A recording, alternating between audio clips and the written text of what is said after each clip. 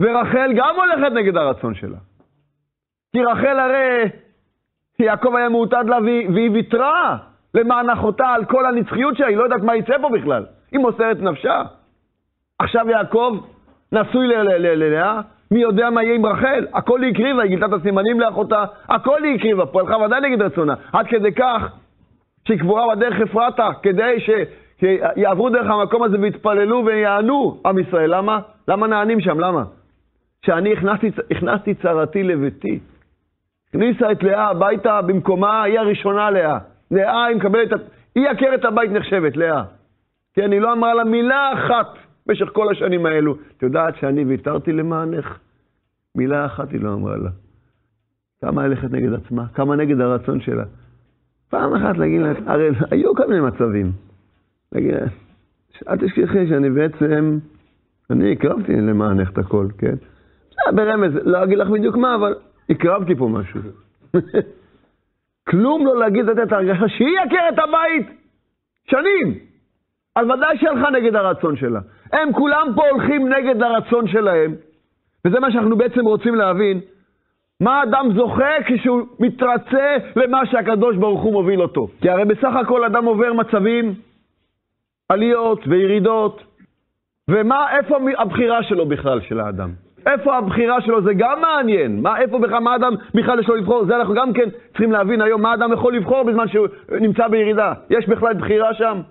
אם אנחנו טוענים שבעצם הוא צריך לעבור מסלול מסוים ולהתרצות למסלול הזה, כי זה מהלך התיקון שלך, כי בעצם שם מונחת הישועה שלך, יעקב אבינו שלב אחרי שלב נדחה, שלב אחרי שלב, הוא מתרצה, ואז הוא זוכה באמת, הוא זוכה, כן, הוא זוכה ללאה וזוכה לרחל גם כן. הוא זוכה להעמיד את יוסף, את כל השבטים, ושיש לו את יוסף, הוא אומר, גמרנו עד כאן, זהו זה, אני כבר עשיתי את שלי, אני כבר לא מפחד ממך, ויקשר ידה רחל את יוסף, ואומר אל לבן, שלחני ואלך, זהו זה, גמרנו, כבר לא מפחד ממך.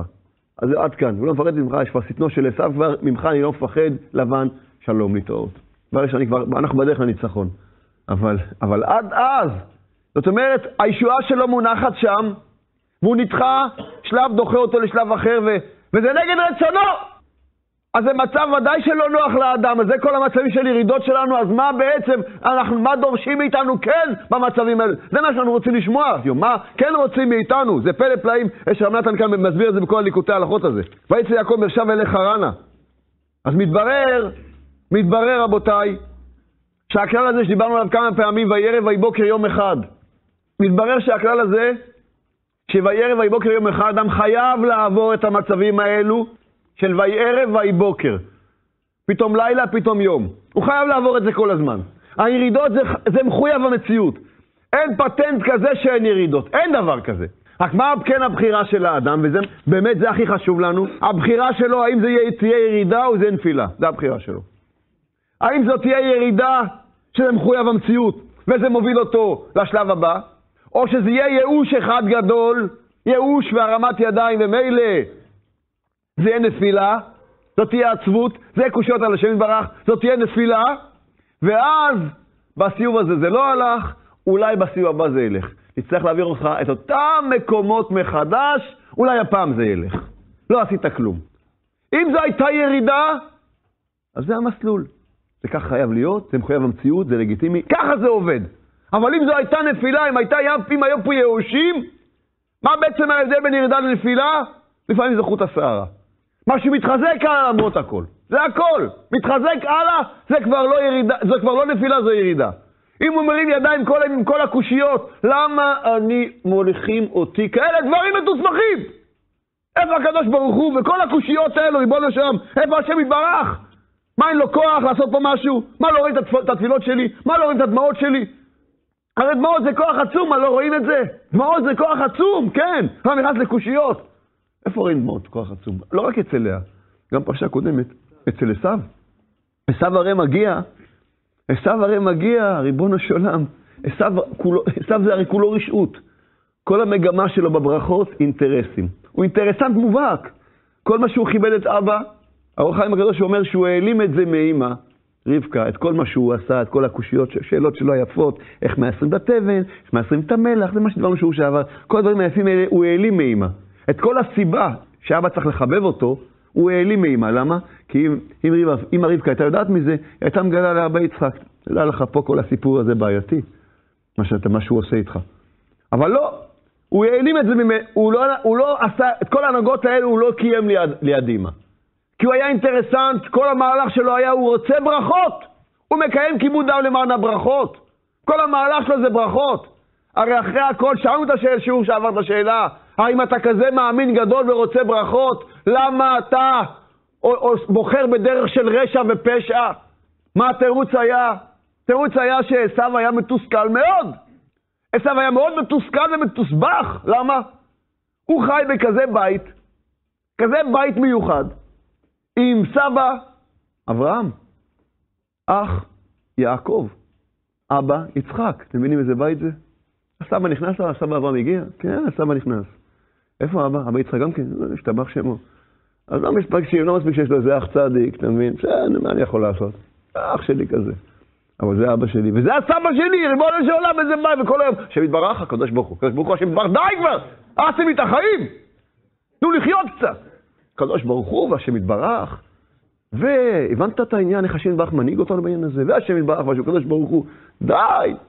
זה פיצץ אותו! תנו קצת לחיות! אז מה הייתה הבעיה שלו? הרי הוא היה כולו דינים. הוא היה דינים, הוא היה דמוני, היה כולו דינים. מה הייתה הבעיה שלו? זה מה שהסברנו, לא הייתה לו התבודדות, לא הייתה לו. אם הייתה לו התבודדות, היום מספר לקדוש ברוך הוא, ריבונו של עולם, כמה זה קשה לי, אני יודע 30,000 דברים. שמת אותי בכזה בית של צדיקים. אין לי כוח! רחם עליי! אם היה לו התבודדות, הכל היה נראה אחרת, לא היה לו את זה.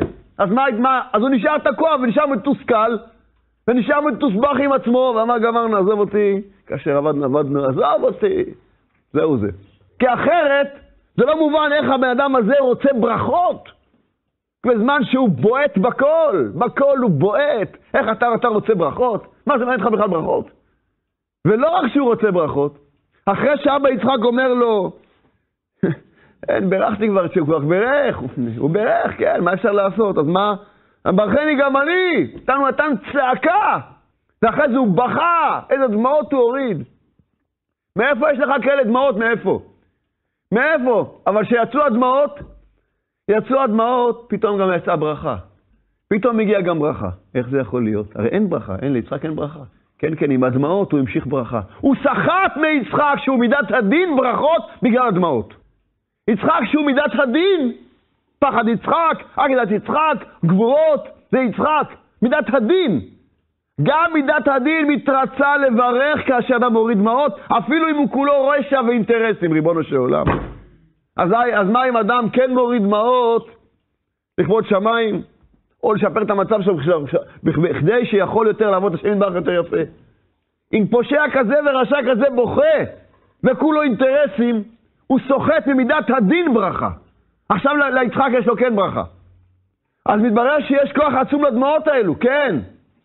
ובכל הסיפור הזה, ריבונו של עולם, אז אדם נכנס לקושיות, מה לא רואים? לא רואים אותי שאני מתפלל, ולא רואים שאני פה עושה, ופה לפעמים גם קברי צדיקים, ופה יוצאת איזה דמעה, ופה הוא נותן צדקות, מה לא רואים את כל זה? אז יצרה נכנס לו, אומר, די כבר, סבלת מספיק כבר, די, מספיק סבלת, די כבר. אתה לא רואה שלא שמים לב אליך. ואם כן רואים, אז למה לא מרחמים עליך? נו, ואם עשית רחש כזה כוח, נו, אז מה, איפה הקדוש ברוך הוא בתמונה פה? מה זה, פה עושים שרירים, עשית רחש ניצחה, מה זה? מה הדבר הזה? לא מתאים לנו. ואדם זה נכנס לעומק הדבר הזה, ריבונו של עולם, אז שבאמת עוברת עליו ירידה, הוא רוצה להרים ידיים. מה זה ירידה? זה לא מצב נעים. זה לא מצב נעים, ירידה זה מצב שלא הולך לו. זה לא הולך, זה לא נוסע, פתאום הכל כבד, הכל קשה, הכל לא טוב. לא טוב. לא, הרב, מה עושים שלא טוב? אתה מכיר אחד בדור שהכל טוב לו? מה עושים כשלא טוב? אז מה עושים? הוא עצר הרע רוצה בן אדם, מסית אותו, תרים ידיים, זהו, פה זה נגמר, ייאוש. ופה כל הבחירה, נקראת הבחירה פה. פה הבחירה! האם הוא ירים ידיים, או ימשיך הלאה נגד הרצון שלו? כמה הוא יעשה אנחנו כבר לא יודעים, יכול שיעשה טיפונת, זה תכף נראה. אי אפשר לדעת כמה, אבל רוצים ממנו משהו, במשהו הזה שהוא עושה, אתה מכריע את זה שזאת לא נפילה, זה לא ייאוש, זאת ירידה, וזה חלק מהתהליך. ואז זה מקדם אותך עוד שלב. מה שאין כן אם זה היה ייאוש, לא עשינו פה כלום, אתה תצטרך לחזור על אותו מקום מחדש.